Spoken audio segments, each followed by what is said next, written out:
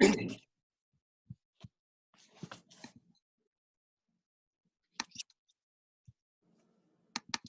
લોહી સૌહરિયંતામ નમો લોહી સૌહિદામ નમો લોહી સૌહિરિયામ નમો લોહી સૌજયામ નમો લોહી સૌત્રિકાવતી સાવનમ ઓમકાર મેંદુ સંયુક્તમ જયંતિ યોગિના કામદ મોક્ષદો છે ઓમકારાય નમો મંગલમ ભગવાન મંગલમ ઉત્તમો મંગલમ કુંડારી ઉજેન્દ્ર મોક્ષ મંગલમ નમઃ સમર્પયામિ स्वानुभूत्या तथा स्थिति स्वभावाय भावाय विभाव निरसनिदाता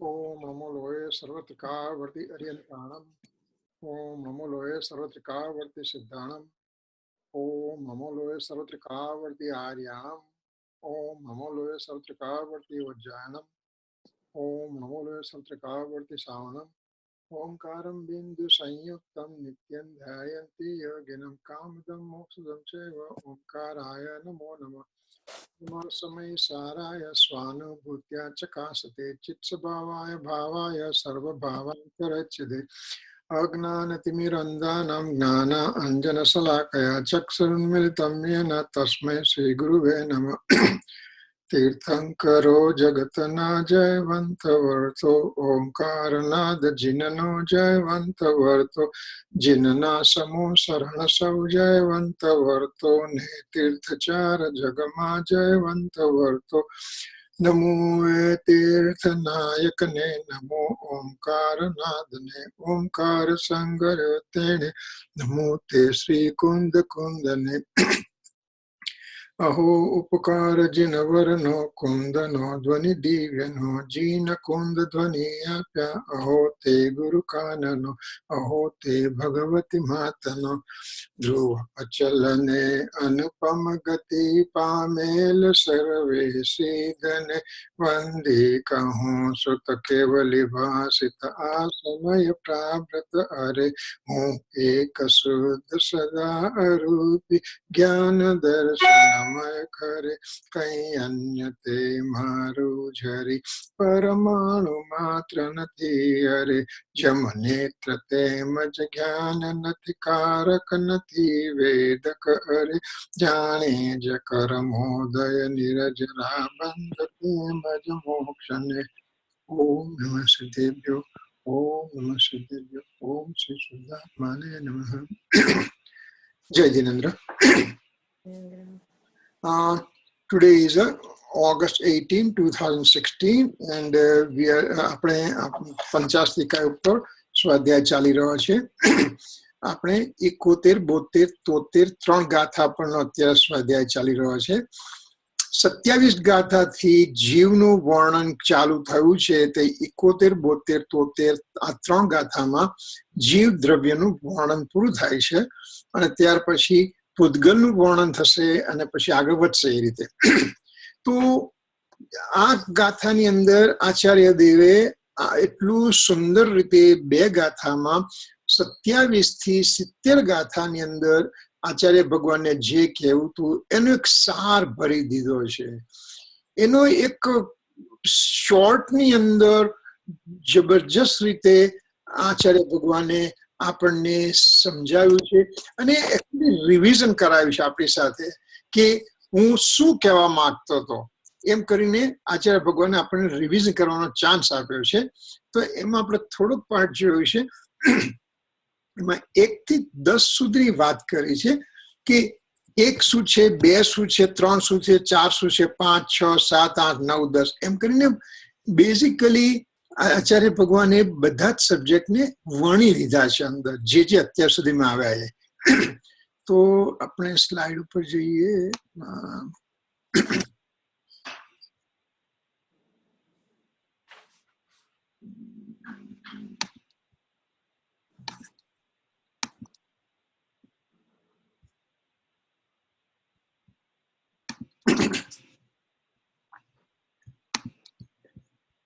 share screen.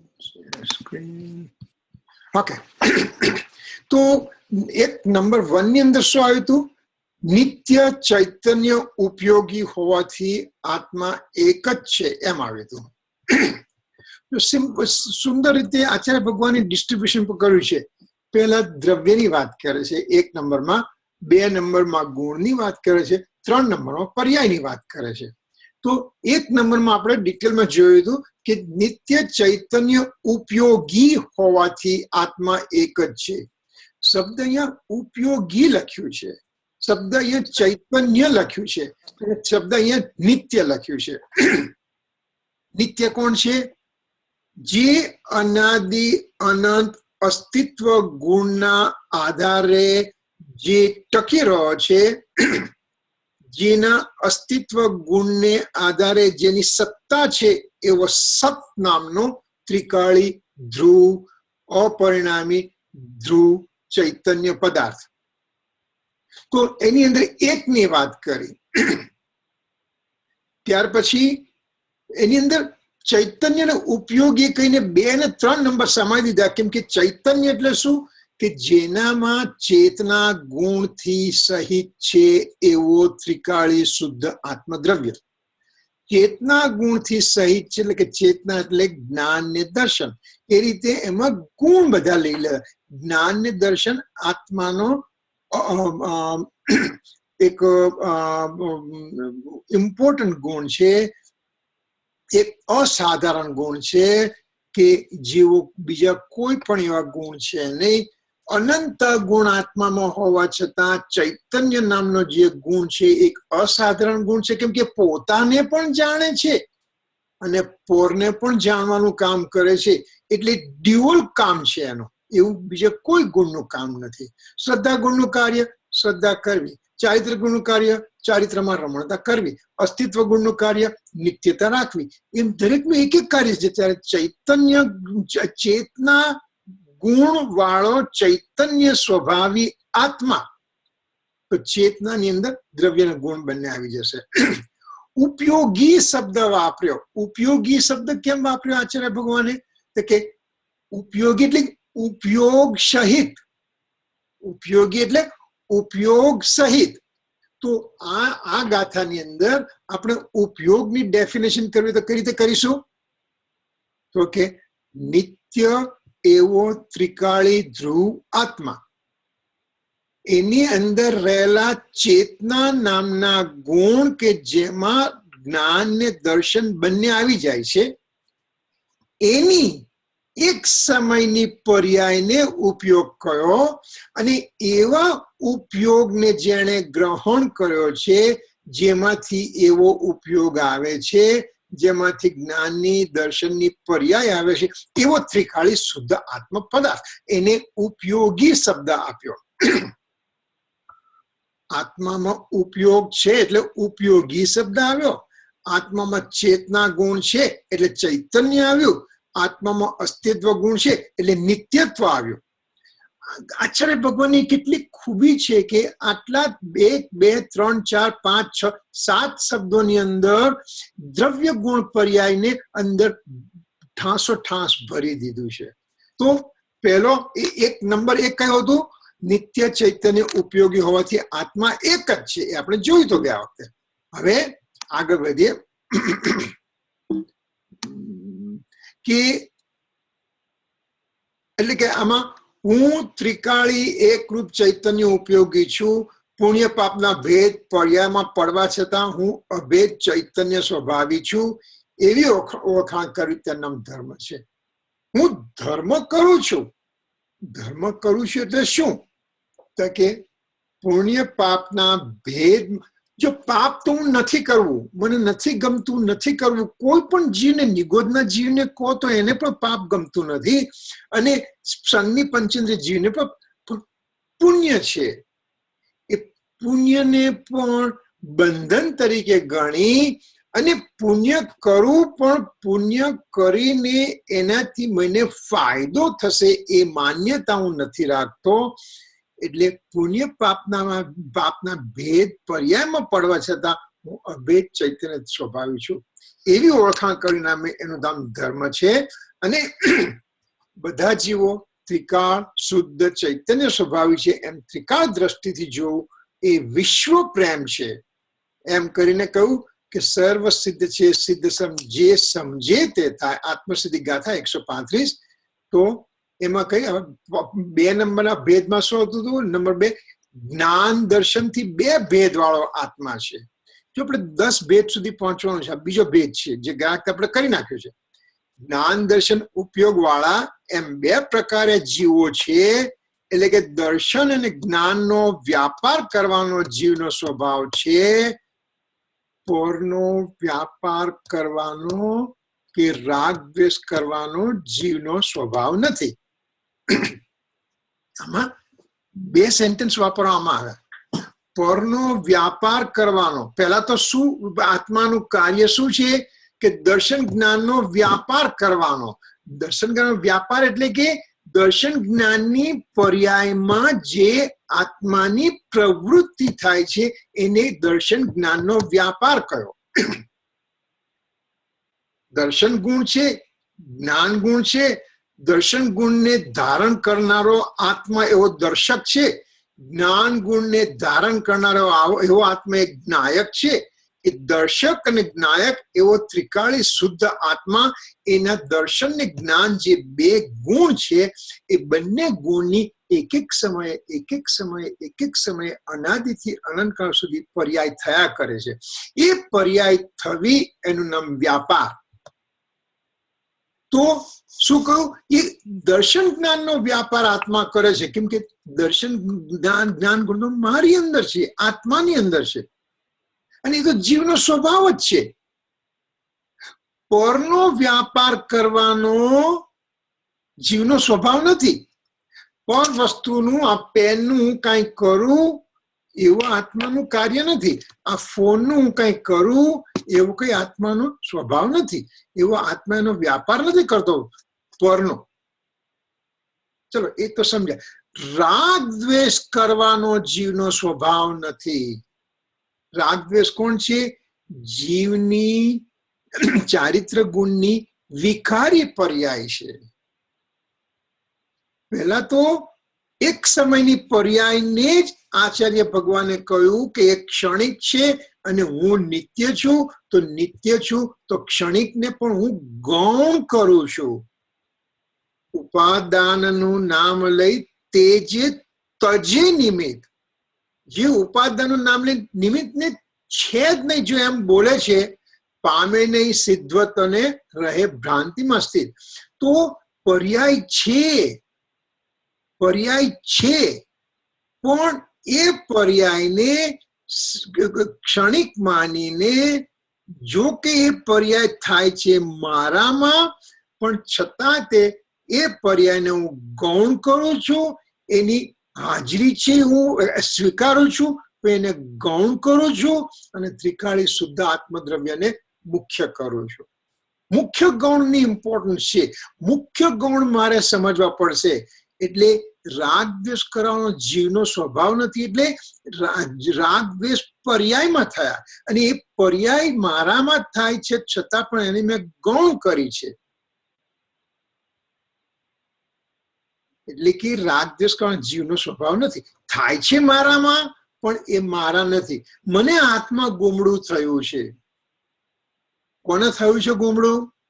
તમને થયું છે કે મને થયું છે? મને થયું છે. મારે રાખવું કે કાઢી મૂકવું? તો કે જલ્દી જાઓ, ડાક્ટર પાસે જાઓ, એને કઈ એનો લેપ કરો, એને પકવી કાઢો, એનો ચીરો મૂકો, એને ફોસ કાઢી નાખો અને જલ્દી એનો નિકાલ કરો. એ ગુમડું થયું છે મારામાં, પણ મારે એને રાખવું નથી. કેમ કે મારો સ્વભાવ તો તંદુરસ્તીનો છે. એટલે મારે નથી રાખવું. એ ડિઝીઝની, મારામાં રોગ થયો છે એનું પ્રતીક છે, એને કાઢવો છે મારે. એટલે એ ગુમડું છે મારામાં, દુખાવો થાય છે, લાલ લાલ થઈ ગયું છે, કામ નથી થતું, હાથનું કાર્ય નથી, બધું છે, પણ મારે એને કાઢવાનું છે. એવી રીતે રાગ થાય છે મારામાં, પણ એ ગુમડા જેવો છે, એને કાઢવાનો છે. એટલે મારે એને કાઢવો છે, મારે રાગને કાઢવો છે. એટલે કઈ રીતે રાગને કાઢવો? મારે આંખ બંધ કરીને હું તમને કહું કે તમે બસ આંખ બંધ કરી દો અને ખોલશો નહીં, એને કાળો કલર વિચારશો નહીં, તો પહેલું શું દેખાશે? પહેલા આંખ બંધ થઈ એટલે અંધારું થયું, અંધારું થયું એટલે બધું કાળું કાળું દેખાયું. હવે હું કાળું મારે જોવાનું જ નથી, મને કાળું જ દેખાય છે મને. તો મારે રાગદ્વેષને કાઢવા, રાગદ્વેષ કાઢવા છે, રાગદ્વેષ કાઢવા છે. તો રાગદ્વેષ કાઢવાનું જે છે એના પર ધ્યાન નહીં રાખવાનું, પણ એની સામે મારા ત્રિકાળી સ્વભાવનું મહાત્મ્ય કેટલું છે, મારા ત્રિકાળી સ્વભાવનું મહાત્મ્યને જો હું વધારી દઉં છું તો એ રાગદ્વેષ રૂપી વિકાર પણ નબળો પડે છે. એનું મુખ્યતા રહેતી નથી, એની ગૌણતા થાય છે, અને ગૌણ થતા ક્યારે નીકળી જાય છે ખબર પડતી નથી. એટલે પરનો વ્યાપાર કરવાનો એટલે કે પર વસ્તુનું હું કાંઈ કરું એ તો નથી, પણ રાગદ્વેષ પણ હું કરી શકતો નથી, કરતો નથી, કરવો ન જોઈએ, મારે કાઢવો જોઈએ, એવું મારો જીવનો સ્વભાવ, મારો જ્ઞાન દર્શનનો છે. એ આ બીજા પોઈન્ટની અંદર આપણને સમજાવ્યું આચાર્ય ભગવાને. સિમ્પલ દર્શન, જ્ઞાન દર્શન ભેદથી બે ભેદ વાળો છે એટલું કહીને કેટલું બધું પર્યાયની અંદર આપણને લઈ ગયા, પર્યાયનું સ્વરૂપ સમજાવ્યું, પર્યાયનું સ્વરૂપ સમજાવીને કઈ પર્યાય, રાગદ્વેષની પર્યાય તો મારી છે જ નહીં, એને છે છતાં એને ગૌણ કરવાની સુંદર સુંદર ઉપદેશ આચાર્ય ભગવાને આપણને આપી દીધો. ખાલી આટલું બે વસ્તુ કહીને હવે આપણા આજનો સબ્જેક્ટ ચાલુ થાય છે કે ત્રણમાં શું થાય? ત્રણની અંદર બે વસ્તુ આવે છે. પહેલા આપણે કર્મ ચેતના, કર્મફળ ચેતના અને જ્ઞાન ચેતના, એ ત્રિલક્ષણ વાળો આત્મા છે.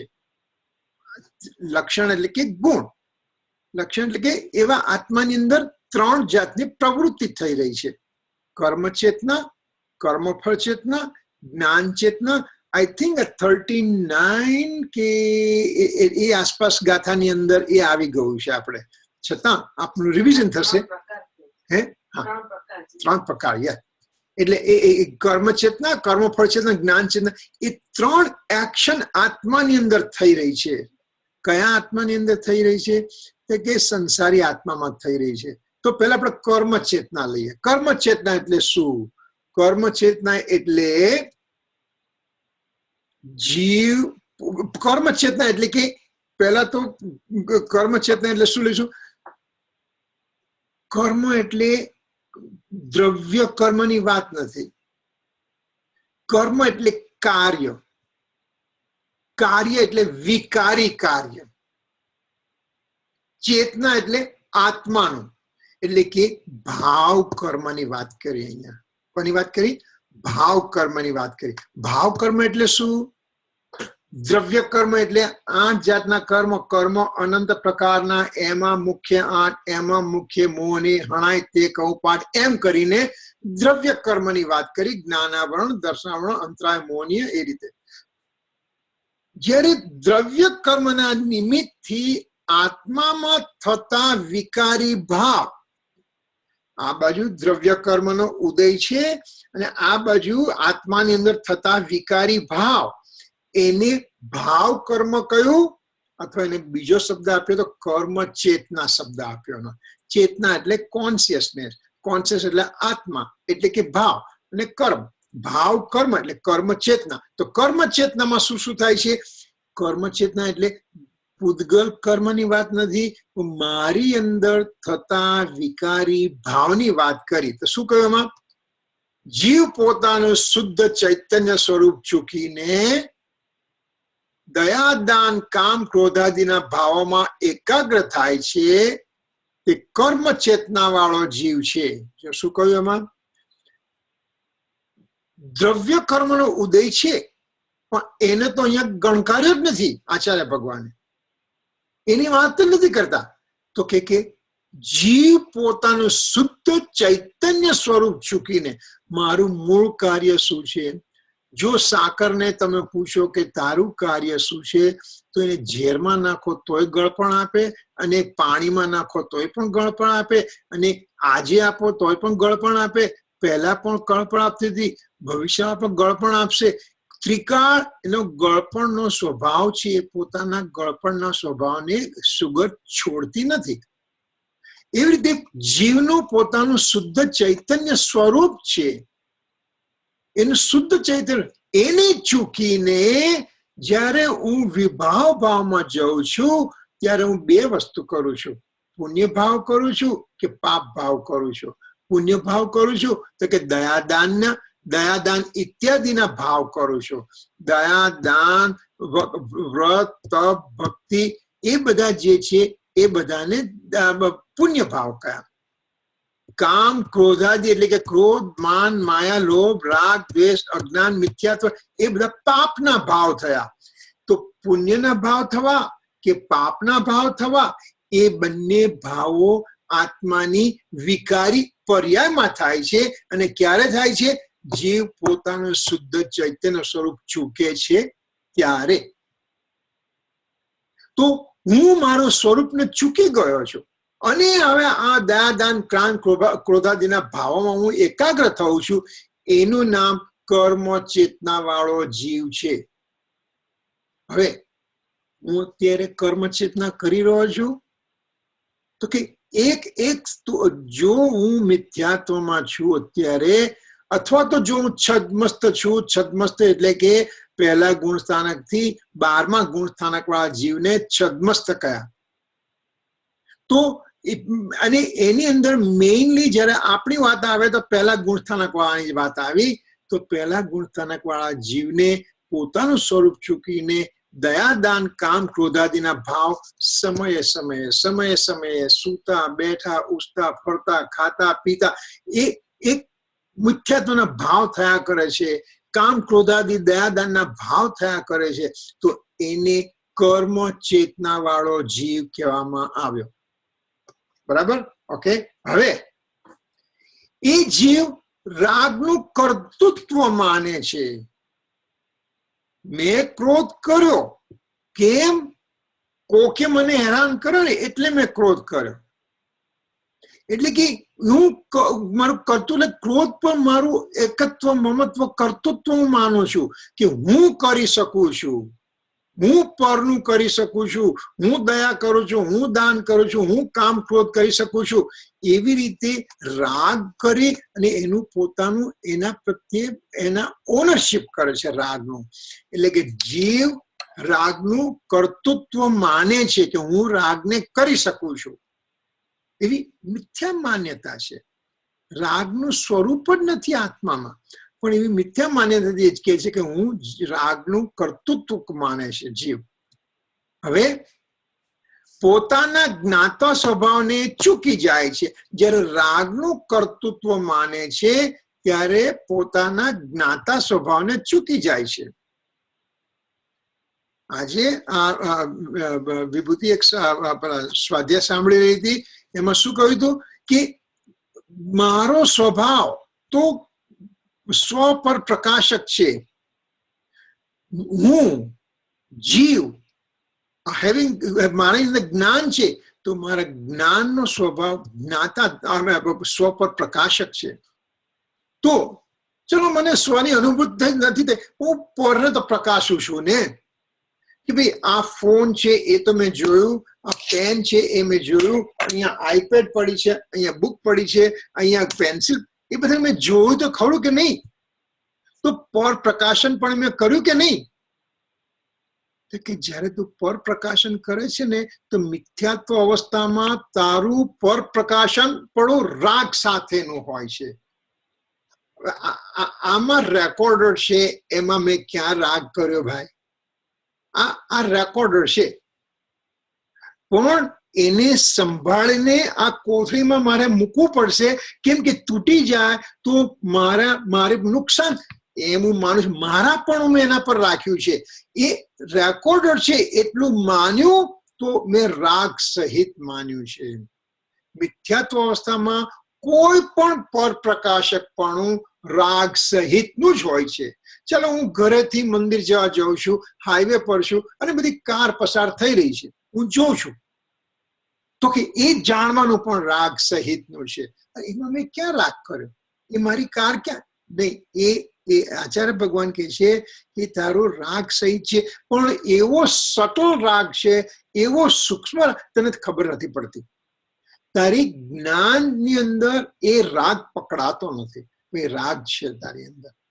જેમ જેમ હું સૂક્ષ્મ વિચારથી ઊંડો ઉતરું છું તેમ તેમ તમારા તત્વના ચમત્કારો મારા સ્વરૂપનો પ્રકાશ કરે છે. એટલે કે હું હવે જેમ સૂક્ષ્મ મારે જ્ઞાનની પ્રજ્ઞાને જેમ સૂક્ષ્મ કરતો જઉં છું એમ હવે મને રાગ પકડાતો જાય છે. ત્યાં સુધી તો મને રાગ થાય છે, મને ખબર નથી પડતી. એટલે એને અબુદ્ધિપૂર્વકનો રાગ કયો. થોડા થોડા નવા શબ્દ પણ આવે છે, આપણે બહુ કામમાં લાગશે. અબુદ્ધિપૂર્વક રાગ એટલે કે એવો સટલ, એવો સૂક્ષ્મ રાગ થાય છે જે મને પકડાતો જ નથી. તો કે તો તને કયો રાગ પકડાય છે? હું ગુસ્સે થયો ને, એ મને યાદ આવ્યું, તો એને ગુસ્સાને, મારા ગુસ્સાને મેં પકડ્યો, તાકી એ તો તારો સ્થૂળ રાગ છે, સ્થૂળ રાગ છે. એને તો પકડે, એમાં તો શું મહાનતા કરી. પણ એનાથી જે અંડર ધ રડાર જે ચાલી રહ્યો છે રાગ, એને તું પકડતા શીખે, એ છે અબુદ્ધિપૂર્વકનો રાગ. જો એક અબુદ્ધિપૂર્વકના રાગ માટે એક બીજો પોઈન્ટ લઈએ આપણે. જ્યારે ચોથા ગુણ સ્થાનકે જીવ અનુભૂતિની અવસ્થામાં છે. અત્યારે આપણે બધા સ્વાધ્યાય કરી રહ્યા છે. લેટ્સ સે કે આપણે બધાને અત્યારે આ સમયે હમણાં અનુભૂતિ થઈ. અનુભૂતિ થઈ એટલે શું થયું? નિર્વિકલ્પતા થઈ. નિર્વિકલ્પતા થઈ એટલે આત્માના આનંદની અંદર હું હવે અતિન્દ્રિય આનંદમાં બસ ગરકાઈ ગયો છું. જ્યારે હું અતિન્દ્રિય આનંદમાં છું અને મને એક ચોકડીના કષાયનો અભાવ થયો છે, અનંત આનંદ, ક્રોધ, માન, માયા, લોભનો અભાવ થયો છે,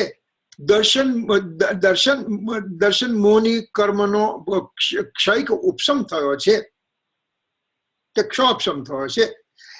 ત્યારે હું અનુભૂતિ કરી રહ્યો છું, ત્યારે પણ મારી અંદર પ્રત્યાખ્યાન, અપ્રત્યાખ્યાન, સંજ્વલન ને નવ કષાયના કર્મનું કાર્ય હજી ચાલે છે, જે મારી પકડમાં નથી આવતું. એને અબુદ્ધિપૂર્વકનો રાગ કયો. એટલે કે અનુભૂતિ વખતે પણ અબુદ્ધિપૂર્વકનો રાગ ચાલુ છે. એવી રીતે આપણને પણ અબુદ્ધિપૂર્વકનો રાગ ચાલુ છે, સૂક્ષ્મ રાગ ચાલુ છે. આપણે એમ કે મેં તો ખાલી બધા ઘડિયાળ સામે જોયું, પણ એ જોતાની અંદર તારામાં રાગ થાય છે. એટલે પર વસ્તુ, પર પ્રકાશક પણ રાગ સાથેનું છે. તો પોતાના જ્ઞાતા સ્વભાવને જે ચૂકી જાય છે, મારું સ્વ પ્રકાશક પાણવાનું કાર્ય છે એ ચૂકી અને હું મિથ્યાત્વ અવસ્થામાં પર પ્રકાશકપણું કરું છું, ત્યારે એ પર પ્રકાશકપણું એ રાગ સાથે થાય છે અને એ રાગનું કર્તૃત્વ માનું છું, એટલે મને કર્મ ચેતના છે એમ અત્યારે નક્કી થયું. ચોથી પોઈન્ટમાં બહુ સરસ પોઈન્ટ છે. બધા અજ્ઞાની જીવો રાગ આદિમાં કર્તૃત્વ માને છે. જો શબ્દ બહુ ઇમ્પોર્ટન્ટ છે. બધા અજ્ઞાની જીવો એટલે કે બધા પહેલા ગુણસ્થાનક વાળા જીવો, બધા મિથ્યાત્વ ગુણસ્થાનક વાળા જીવો. મિથ્યાત્વ છે એટલે અજ્ઞાન છે, એટલે મિથ્યા ચારિત્ર છે. તો એવા અજ્ઞાની જીવો રાગાદિમાં કર્તૃત્વ માને છે. કોણ કોણ? નિગોદના જીવ, એકેન્દ્રિયના જીવ, બેન્દ્રિયના, તેન્દ્રિયના, ચૌરેન્દ્રિયના, સંગની પંચેન્દ્રિયમાં જેને અનુભૂતિ નથી થઈ, એવા બધા જીવો એ રાગાદિમાં કર્તૃત્વ માને છે. ત્રસ્ત જીવોમાં, ત્રસ્ત એટલે કે બેન્દ્રિયથી પંચેન્દ્રિય, ત્રસ્ત જીવોમાં રાગના કર્તૃત્વની મુખ્યતામાં રોકાણ છે. ત્રસ્ત જીવ, બેન્દ્રિયથી સંગની પંચેન્દ્રિય સુધીના જીવો, એટલે કે એમાં ચારે ચાર ગતિના જીવો પણ આવી ગયા. દેવ આવી ગયા, નરક આવી ગયા, મનુષ્ય આવી ગયા, તિર્યંચ આવી ગયા. એ સંઘની પંચેન્દ્રિયમાં એ બધા જીવ આવી ગયા. અસંગની પંચેન્દ્રિય જીવ આવી ગયા. બે ઇન્દ્રિયના, તેન્દ્રિયના, ચૌરેન્દ્રિયના, એ બધા ત્રસ્ત જીવો જે થયા છે, જે પોતાની મરજીથી હલનચલન કરી શકે એવા ત્રસ્ત જીવો, બેન્દ્રથી સંઘની પંચેન્દ્રિય સુધી જીવો, એમાં રાગના કર્તૃત્વની મુખ્યતામાં રોકાણ છે. હું રાગ કરું છું, હું પર પ્રકાશકપણું કરું છું, હું પરનું પ્રકાશું છું, એટલે મેં રાગ કર્યો છે, એ રાગમાં મેં કર્તૃત્વ કર્યું છે. તેથી તેને કર્મ ચેતના મુખ્ય ગણી છે. કોને મુખ્ય ગણી છે? કર્મની ચેતનાને મુખ્ય ગણી છે. એટલે કે મને જે રાગ થયો ને એનું મેં કર્તૃત્વ માન્યું. રાગ એટલે કે રાગ ને દ્વેષ બંને, રાગ દ્વેષ એટલે ક્રોધ, માન, માયા, લોભ, રાગ દ્વેષ, અજ્ઞાન, મિથ્યાત્વ, બધાનું મેં કર્તૃત્વ માન્યું છે. હવે જ્યાં કર્તૃત્વ છે ત્યાં જ ભોક્તૃત્વ છે. તો મેં મારી વિકારી પર્યાય પર કર્તૃત્વપણું માન્યું, એટલે કે મેં એના પર મારું અહમ મારો કર્યો, એના પર મારાપણું કર્યું, એકત્વ કર્યું એની સાથે. તો એ જે રાગ સાથે મેં એકત્વનું કર્તૃત્વ કર્યું એટલે કર્તૃત્વ, તો એની સામે એનું ભોક્તૃત્વ ભોગવવું એ પણ ત્યાં સાથે જ છે. શું ભોગવવાનું થશે એમાં? કર્તૃત્વ રાગનું કર્યું તો ભોક્તૃત્વમાં શું આવશે? તો કે આકુલતામય સુખ દુઃખની કલ્પના. મને અત્યારે આ રૂમની અંદર સુંદર ટેમ્પરેચર એકદમ બરાબર છે, મને આનંદ છે. કેમ આનંદ છે? કેમ કે હું જોગિંગ કરીને આવું છું, પરસેવો રેપઝેપ થઈ જાઉં છું. જ્યારે મારી અંદર ગરમી થઈ ગઈ છે, ત્યારે હું એર કન્ડિશન રૂમમાં દાખલ થઉં, મને આનંદ થાય છે, મને સુખની કલ્પના થાય છે. સુખની કલ્પના છે એ સુખાભાસ છે, સુખ નથી. જેમ રાગનું કર્તૃત્વ કર્યું એની સામે ભોક્તૃત્વ રૂપે મને શું થાય છે? આકુળતામય સુખાભાસ અને દુઃખનું વેદન થાય છે. પણ અત્યારે કોની મુખ્યતા કરી છે આમાં? યલો બુલેટમાં શું કહું? ત્રસ્ત જીવમાં રાગના કર્તૃત્વની મુખ્યતા છે. તેથી એ ત્રસ્ત જીવોની અંદર કર્મ ચેતનાને પ્રધાનતા આપી છે. કર્મ ફળ ચેતના પણ છે, પણ અહીંયા કર્મ ચેતનાને જ મુખ્ય ગણી છે. ઓકે, એટલું કર્યા પછી કર્મ ચેતના આપણે સમજ્યા પછી હવે કર્મ ફળ ચેતના લઈએ છીએ. કર્મ ફળ ચેતનામાં શું આવે છે? તો કે શુદ્ધ સ્વભાવને ચૂકીને હરખ શોકમાં એકાગ્રતા તે કર્મ ફળ ચેતના છે. અનુકૂળ વખતે હરખાઈ જવું તે. જો કર્મ ચેતનામાં શું હતું? શુદ્ધ સ્વભાવને, let's go back to previous slide. આમાં શું હતું? શુદ્ધ સ્વભાવને ચૂકીને દયાદાન ક્રોધાદી ભાવમાં એકાગ્ર થાય તે કર્મ ચેતના હતી.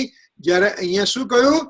શુદ્ધ સ્વભાવને ચૂકીને હરખ શોકમાં એકાગ્રતા એ કર્મ ફળ ચેતના છે. જ્યારે મેં રાગ કર્યો એટલે કે કર્તૃત્વ, મેં રાગનું કર્તૃત્વ કર્યું, ત્યારે મને સામે એ જ સમયે ભોક્તૃત્વ છે, એનું ફળ મને મળ્યું. શું ફળ મળ્યું? તો કે હરખ શોકમાં એકાગ્રતા થવી તે કર્મ ફળ ચેતના છે. કર્મ ચેતનાની અંદર રાગની અંદર એકત્વ કરતું, રાગની અંદર કર્તૃત્વ કર્યું એટલે કર્મ ચેતના કહું. જ્યારે એ કર્મ ચેતનાના ફળ રૂપે મને હરખ શોક જે થાય છે, એટલે કે આકુળતામય જે કન્ડિશન ઉત્પન્ન થાય છે, એ હરખ શોકના પરિણામની અંદર મેં એકાગ્રતા કરી, એનું નામ કર્મ ફળ ચેતના છે. એટલે કે અનુકૂળ કન્ડિશનમાં હરખાઈ જવું અને પ્રતિકૂળ સંજોગોની અંદર નિરાશ થઈ જવું. તો એ હરખ શોકના પરિણામ એ આકુળતામય પરિણામ છે, એ રાગનું ફળ છે. જો થાય છે બંને વસ્તુ એક જ સમયમાં થાય છે, પણ આ બાજુથી જોઈએ છે આપણે તો કર્મની ચેતના થઈ એટલે રાગનું કર્તૃત્વ થયું, આ બાજુ જોયું તો એ રાગના કર્તૃત્વનું મને ભોક્તૃત્વ થયું, એટલે આકુતામય સુખાભાસ મને થયો. એક જ સમયની અંદર થાય છે. કર્મફળ ચેતનાની વાત કરી. હવે એટલે કર્મફળ ચેતના એટલે ઈષ્ટ અનિષ્ટ સંયોગો જ થયા ને. ઈષ્ટ વિયક સંયોગોની અંદર અરોક્ષોપ થવો એ કર્મફળ ચેતના. ઈષ્ટ અનિષ્ટ ની અંદર ઈષ્ટ અનિષ્ટ થવું એટલે કે આ વસ્તુ મારા માટે ઈષ્ટ છે, આ અનિષ્ટ છે, એ કર્તૃત્વ થયું. પણ એના ઈષ્ટ અનિષ્ટની સાથે હવે મને હરક શોક જે થયો એના કારણે એને કર્મફળ કર્યું. કર્મફળ એટલે જે ભાવ કર્મ મેં કર્યું હતું ને રાગાદીનું, એ ભાવ કર્મનું ફળ એ એક જ સમયે. જે આપણે હેમંતભાઈ આવ્યા હતા ને ત્યારે એમણે બહુ જ સુંદર એક પોઈન્ટ આપ્યો હતો કે જો તું કર્મ કરે તો એનું તને ફળ મળે કે નહીં. કર્મ એટલે કોઈ પણ કર્મ કરે એનું તને ફળ મળે કે નહીં? કોણ જવાબ આપશે? શું ફરતી બોલો? જો અહીંયાથી એવો જવાબ આવ્યો કે કર્મ કરો તો એનું ફળ મળે એવું નક્કી નથી. કેમ કે કર્મ કર્યું એના કારણે, કર્મ એટલે કાર્ય કર્યું, રાગ દ્વેષનું કાર્ય કર્યું એટલે દ્રવ્ય કર્મ બંધાયા, દ્રવ્ય કર્મ બંધાયા એટલે એને સત્તામાં ગયા. અને જયારે ઉદયમાં આવે છે ત્યારે જો હું શુદ્ધ સ્વભાવમાં સ્થિર છું તો એ ઉદય આવીને ખરી જાય છે. ઉદયાભાવી ક્ષય થાય છે એનો. તો જેવું કર્મ કર્યું એવું મારે ભોગવવું પડે? તો કે answer came as no. બરાબર? Is there any question in the audience?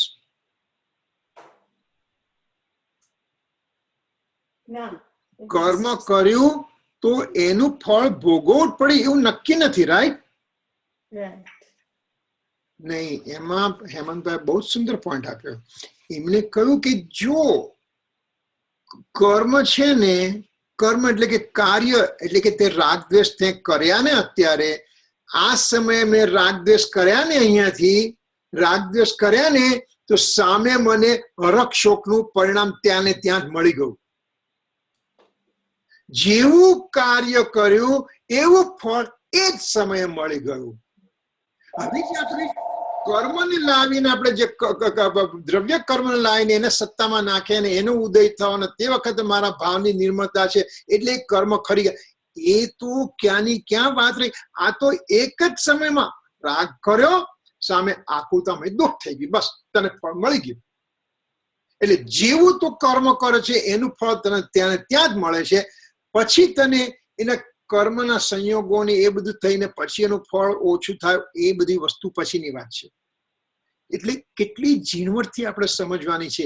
કર્મ ફળ ચેતના સિમ્પલ શબ્દ છે, પણ એમાંથી પણ આપણને આટલું બધું જોવાનું છે. તો પ્રતિકૂળ દેહની અંદર હું શોકમાં એકાકાર થઈ જાઉં છું. એટલે કે શોકમય મારા શોકમય મારા ભોક્તૃત્વમાં હું એકાગ્ર થઈ જાઉં છું. હવે એક પોઈન્ટ અહીંયા આપે છે, એકંદ્ર જીવને કર્મફળ ચેતના મુખ્ય છે. જો કર્મ ચેતના આગળ આપણે કહ્યું એની અંદર આપણે કહ્યું કે ત્રસ્ત જીવોમાં કર્મ ચેતના મુખ્ય છે, જ્યારે એકેન્દ્ર જીવને કર્મફળ ચેતના મુખ્ય છે. એટલે શું થયું? જો મુખ્ય ગૌણ કરવાનું છે, બંને વસ્તુ થઈ રહી છે, એની જયારે ભાવ કર્મ કરે છે ત્યારે એને ફળ રૂપે એને હરક શોકનું ફળ મળે છે, બસ મળે જ છે. હવે એમાં કોને હું ઇમ્પોર્ટન્સ આપું છું? એકેન્દ્રીય જીવને કર્મફળ ચેતનાની મુખ્યતા છે, જ્યારે ત્રસ્ત જીવને કર્મ ચેતના મુખ્યતા છે. જો કે બંને વસ્તુ એક સાથે થઈ રહી છે છતાં પણ. કેમ કે ત્રસ્ત જીવની જેમ વીર્ય ફોરવીને રાગની કર્તૃત્વ બુદ્ધિ તેમને મુખ્યપણે હોતી નથી. કોને? એકેન્દ્રીય જીવને. એકેન્દ્રીય જીવને વીર્ય ગુણ એટલો દબાઈ ગયો છે કે એમાં વીર્ય ગુણની પ્રગતિ નથી થઈ. એટલે વીર્ય ગુણ એટલે કે મારામાં વીર્ય ગુણ છે, એટલે મારામાં પુરુષાર્થ કરવાની તાકાત છે. હું સવળો પણ પુરુષાર્થ કરી શકું અને અવળો પણ પુરુષાર્થ કરી શકું. તો મારામાં અત્યારે હું કયો પુરુષાર્થ કરું છું? અવળો પુરુષાર્થ કરું છું. હું વીર્ય ગુણની વિકારી પર્યાય, વિભાવ પર્યાય કરવાને માટે હું સ્વતંત્ર છું. મારામાં એ વીર્ય ફોરવાયેલું છે. એના કારણે મારી અંદર રાગની કર્તૃત્વ બુદ્ધિ મુખ્યપણે થઈ જાય છે.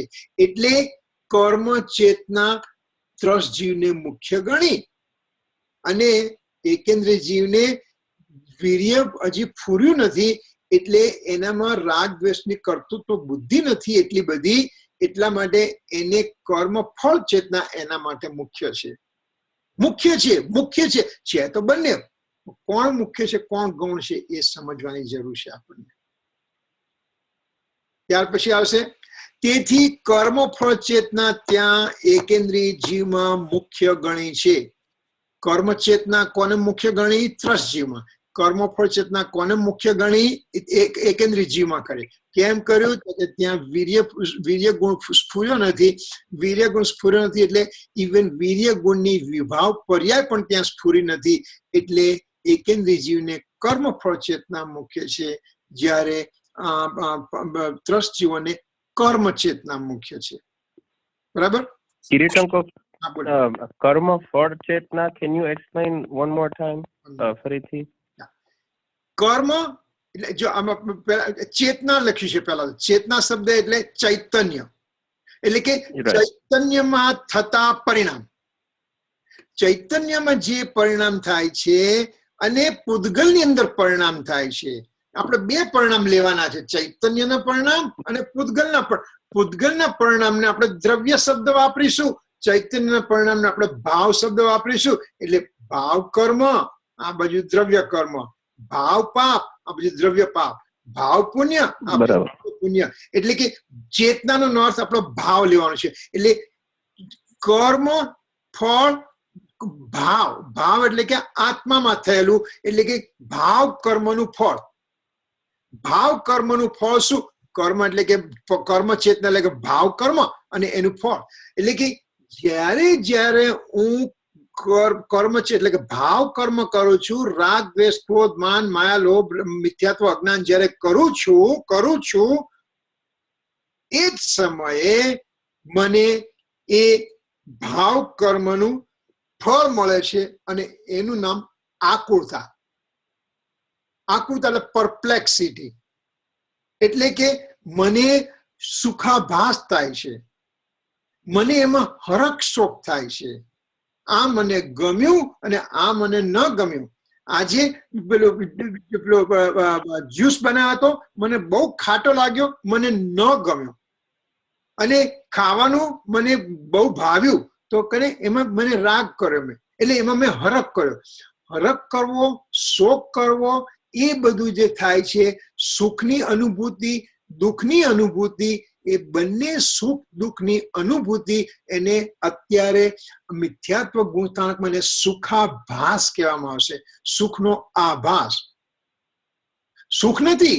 બરાબર કીર્તન કહો તો મને એમ થાય છે કે આવું બિહેવિયર તો હું અત્યારે ના કરું છું. એટલે તમે એક ઇન્દ્રિય માટે કીધું કર્મ ફળ ચેતના, પણ અને એને મુખ્ય કર્યું, પણ that I feel like I'm doing now also. Yes. I'm not એક ઇન્દ્રિય પણ બંનેમાં છે. કર્મ ફળ ચેતના ને કર્મ ચેતના બંનેમાં છે, પણ કર્મ ફળ ચેતનાને મુખ્ય કેમ કરી? કે મારા વીર્યની અંદર મેં વીર્યની વિભાવ પર્યાયને લીધે રાગમાં કર્તૃત્વ બુદ્ધિ કરી હતી. એમ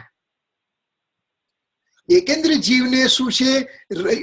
એનું વીર્ય ગુણ સ્ફુર્યો નથી એટલો બધો, એટલે એનામાં વીર્યની વિભાવ પર્યાય કરવાની તાકાત પણ નથી. એટલે આની અંદર શું આપણને કહ્યું? આમાં કહ્યું કે કર્મ ચેતનાને શું કહ્યું?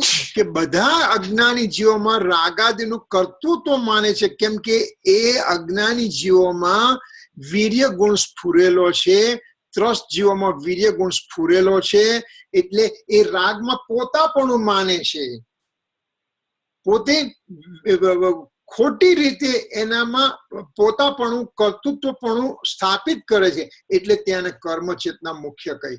જ્યારે આની અંદર હજી એકેન્દ્રી જીવની અંદર વીર્ય ગુણ સ્ફુર્યો નથી, એટલે એમાં રાગના કર્તૃત્વ કરવાની મુખ્યતા નથી. હજી થાય છે ખરું, તે એની મુખ્યતા નથી, એટલે એને કર્મ ફળ ચેતના એનામાં મુખ્ય થઈ છે. એટલે કે એને હરખ શોકના પરિણામ એને મુખ્ય થયા છે. જો નિગોદના જીવને પણ રાગ ને દ્વેષ ને હરખ ને શોકના પરિણામ એક સમય થઈ રહ્યા છે. એ નિગોદનો જીવ પણ પુણ્ય કર્મ બાંધે છે અને પાપ કર્મ પણ બાંધે છે, અને હું સંઘની પંચેન્દ્રિય જીવ પણ પુણ્ય કર્મ બાંધું છું અને પાપ કર્મ બાંધું છું. તો હું ખુશ થાઉં છું ક્યારે મેં પુણ્ય કર્યું, અને તે શું પુણ્ય કર્યું, તે બંધન કર્યું, અને એ તો નિગોદનો જીવ પણ કરી રહ્યો છે. તે એમાં તે શું મહત્તા વધારી દીધી. એટલે એનો અર્થ નથી કે પુણ્ય કરીને એનાથી મને ધર્મ થાય છે, એ મારી માન્યતા મારે કાઢવાની છે. કેમ કે ત્રણ જ વસ્તુ કરી શકે, કાં તો સ્વભાવમાં રહે, કાં તો શુભ ભાવમાં રહે, કાં તો અશુભ ભાવમાં રહે. મને સ્વભાવમાં હજી અનુભૂતિ થઈ નથી અને મારે અશુભ કરવું નથી, પાપ કરવું નથી, તો કરવાનું બાકી શું રહ્યું? કે તું પુણ્યનું કર, પણ એ જયારે તું કરે છે ત્યારે એમાંનું જે કર્તાપણું છે ને, કે મારા કારણે થયું, જો મેં ડોનેશન ના આપ્યું હોત તો શું આ મંદિર કરી દે થાત, જો મને આવો આઈડિયા ના હોત તો મંદિર કરી દે થાત, એવું તું જે માને છે ને, એ માન્યતા તારે કાઢવાની છે. કર્તા બુદ્ધિ is related to which ગુણ? કર્તા બુદ્ધિ જે કાઢવા, એ વીર્ય ગુણની વિપરીત પર્યાયને કર્તા બુદ્ધિ કહ્યું. વીર્ય ગુણની વિપરીત પર્યાયને કર્તાપણું કહ્યું. કર્તાપણું ત્યાં મૂકી દીધું, કેમ કે મેં એનામાં કર્તાપણું લગાડ્યું છે, કે મેં કર્યું, મારાથી થયું. એમ એકત્વ, મમત્વ, કર્તૃત્વ એ તારી વીર્ય ગુણની પ્રોબ્લેમ, વીર્ય ગુણની વિપરીત પર્યાય છે. બરાબર. ઓકે, તો આપણે કર્મ ચેતના જોયું, કર્મ ફળ ચેતના જોયું, અને હવે જ્ઞાન ચેતના. જ્ઞાન ચેતના એટલે મોસ્ટ ઇમ્પોર્ટન્ટ આવે છે. શું છે જ્ઞાન ચેતનામાં? ધર્મી જીવ જાણે છે કે હરખ શોક મારી નબળાઈ છે, અમે એના જાણનાર છીએ. કોણ ધર્મી જીવ? એટલે કોણ? જેને આત્માની અનુભૂતિ થઈ છે. તે મને આત્માની અનુભૂતિ આ સમયે થઈ, તો હવે પછી હું ધર્મી જીવ કહેવાય. કેમ? દાખલા તરીકે બે જીવ છે, એક બાજુ મિથ્યાત્વી જીવ છે, બીજી બાજુ સમકીતી જીવ છે. સમકીતી જીવ ખાઈ પીને મજા કરીને બેઠો છે અહીંયા, અને મિથ્યાત્વી જીવે ઉપવાસ કરીને પોતાના શરીરને ગાળી કાઢ્યું છે. તો કોનું ઇમ્પોર્ટન્સ વધારે? તો કે જેને આત્માની અનુભૂતિ થઈ છે, એને અનંતાનુબંધી ક્રોધ, માન, માયા, લોભને કાઢી મૂકેલા છે. એટલે એને જે કર્મ બંધન છે એ અપ્રત્યાખ્યાની, પ્રત્યાખ્યાની, સંજ્વલન, કશાય, નો કશાય રિલેટેડ એને બંધન થશે. જ્યારે પેલો મિથ્યાત્વમાં જીવ છે, એનું મિથ્યાત્વ હાજર છે, એટલે એને ક્રોધ, માન, માયા, લોભ અનંતાનુબંધીના હાજર છે, તો એને હાજર હોવાથી એનું કર્મબંધ એટલું સ્ટ્રોંગ થતું જાય છે. જ્યારે આનામાં અનંતાનુબંધી ક્રોધ, માન, માયા, લોભ નથી, એટલે એનું કર્મબંધ નજીવું થાય છે.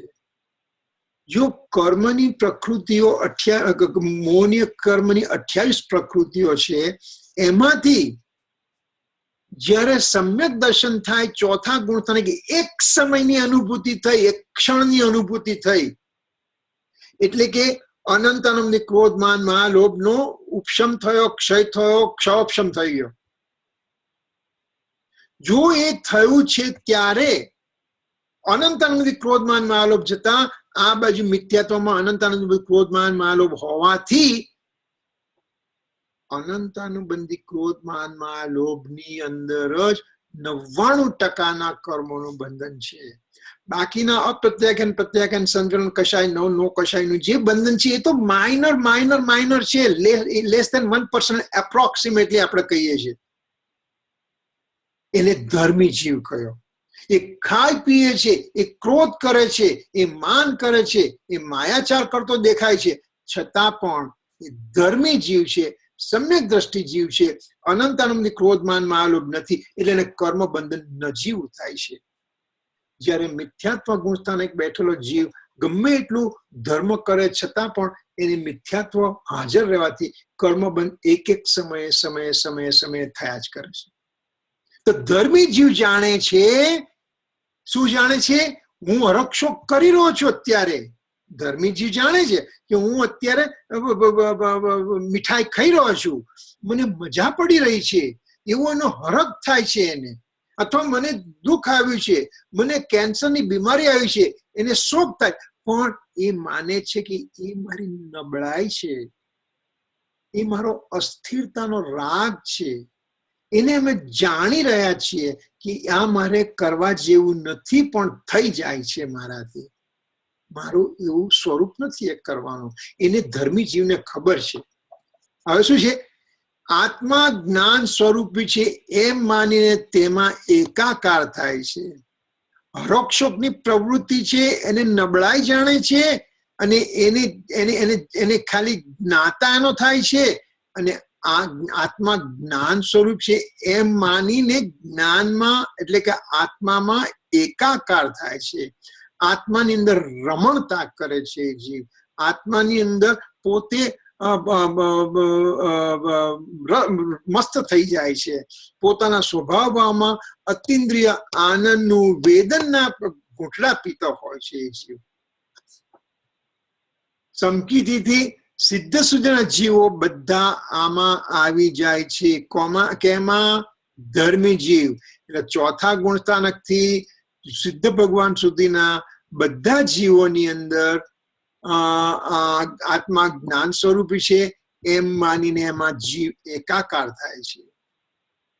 અને એ જીવને ચોથા ગુણસ્થાનકથી 12મા ગુણસ્થાનકમાં ભૂમિકા અનુસારનો રાગ ચાલુ હોય છે, પણ એ એટલો ક્ષીણ હોય છે, એટલો નાનો અમથો હોય છે, એટલો નબળો હોય છે કે જાણે કે આપણે પાણીમાં એક લકીર દોરીએ તો આગળ લકીર દોરાય છે અને પાછળ લકીર ભૂસાતી જાય છે.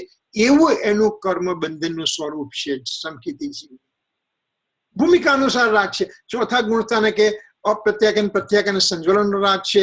5મા ગુણસ્થાન પ્રત્યાખ્યાન સંજ્વલનનો રાગ છે. 6ઠા 7મા ગુણસ્થાન એકલા સંજ્વલનનો રાગ છે.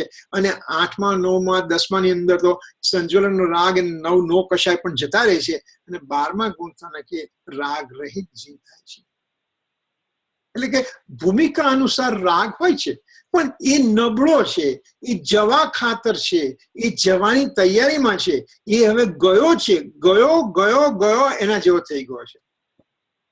અનુકૂળ સામગ્રી મળતા જ્ઞાન પ્રગટે અને પ્રતિકૂળ સામગ્રી આવતા જ્ઞાન રોકાય એમ એની માન્યતા નથી. જો ભાઈ મને તો છે ને સવારે ઉઠું, શાંતિ હોય, અંધારું હોય, હું આંખ બંધ કરું છું અને ત્યારે હું ધ્યાનમાં જઈ શકું છું.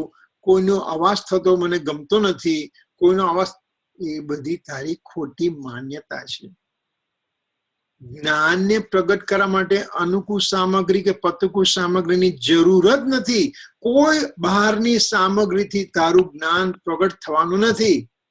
એ ગજસુ કુમારને માથે સગડી કરીને ધગધગતા અંગારા એના ભાવિ સસરાએ મૂક્યા તો એ ગજસુ કુમારને ક્યાં અનુકૂળ પરિસ્થિતિ હતી?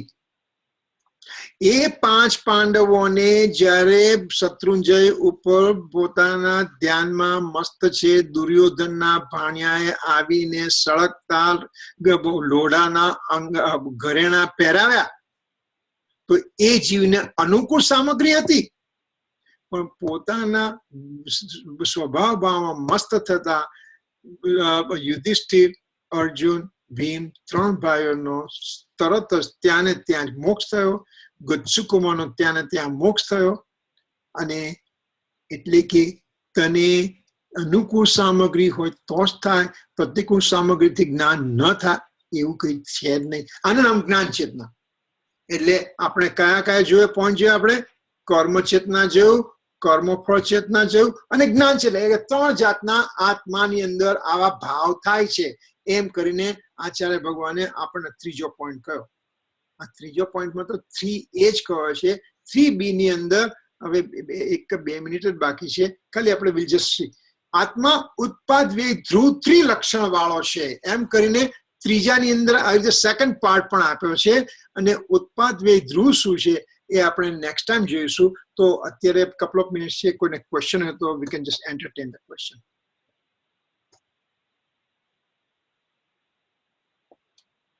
I think that last slide makes is very it's very sensible કારણ કે આપણે કોઈકને આમ હેલ્થી થવું હોય અને ઈ ખરેખર હેલ્થી થવું હોય ને ટાકો બેલ ને એવા બધા સામે આવે તો એને એમ થાય કે ઓકે કોઈક વાર મન થઈ જાય તો ધીસ ઇઝ માય વીકનેસ કરીને ખાઈ લે છે. પણ જેને ખરેખર હેલ્થી નથી જ થવું એ બહુ અનકોન્શિયસલી મજા જ લે છે એમાં. So it's a very એ છે તે દાખલા તરીકે સિમ્પલ થિંગ. આ ધર્મીની જગ્યા ડાયાબિટીસ જીવ મૂકી દો. ડાયાબિટીસ જીવ જાણે છે કે અરોક્ષોક મારી નબળાઈ છે, અમે એના જાણનાર છીએ. એટલે કે ડાયાબિટીસ વાળા જીવને અત્યારે કેક ખાવાનું મન થયું, એ કેક ખાય છે, પણ અંદરથી શું ખબર પડે છે? આ મારી નબળાઈ છે, મારે ખાવા લાયક નથી, આ મારું કાર્ય નથી, પણ મારી નબળાઈથી મેં કેક ખાઈ લીધી, કેમ કે મારાથી રોકાયો આવ્યું નહીં. એવી રીતે ધર્મી જીવને પણ હરકશોકની પ્રવૃત્તિ કરે છે તો એને ખબર છે કે મારી નબળાઈ છે, મારે કરવા જેવું નથી, મારે કરવા જેવું કાર્ય નથી. અને જેમ તે કહ્યું કે આપણે કોઈ હેલ્ધી માણસ છે તો એને ટાકો બેલ ખાવાનું મન થયું છે, ઓકે, પણ એને ખાતી વખતે ખબર છે કે આ મારી નબળાઈ છે, મારે ખાવા જેવું નથી, આ મારું કાર્ય નથી, મારું કાર્ય સિમ્પલ વસ્તુ ખાવાનું છે. એ રીતે. Yes. Okay, anything else? Okay, we'll do the closing. Okay. जावाणी के ज्ञान से सूझे लोकालो, सोवाणी मस्तक नमो सदा देत हूँ लो. नौबा नौका.